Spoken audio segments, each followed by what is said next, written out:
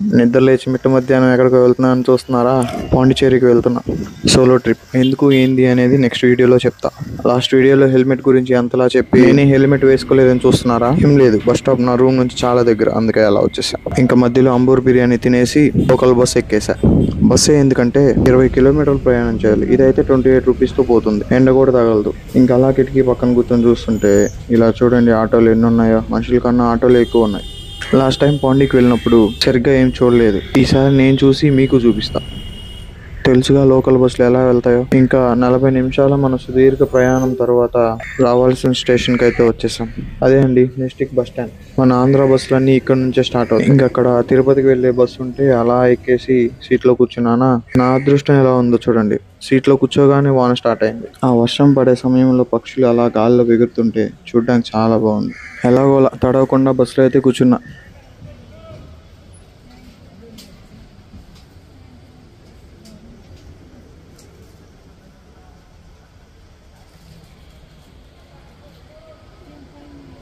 ఇంకా అలా కాసేపు నిద్రపోయి లేచేసరికి చేపలు అలా వేలాడడం చూసి నోరు ఊరింది అనుకోండి. ఎలాగో పాండీకి వెళ్తున్నాం, అక్కడ వాటి అంతు చూడొచ్చని అలా గమ్ము కూర్చున్నా. ఇంకాసేపట్లో తిరుపతిలో దిగేసి పాండిచేరి బస్ ఎక్కేసి అలా మళ్ళీ నిద్రపోయి లేచేసరికి పాండిచేరి వచ్చేసింది.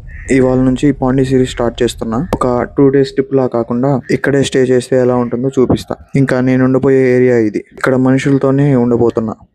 నెక్స్ట్ వీడియో చూడాలంటే subscribe to shine with Surya. Until then bye.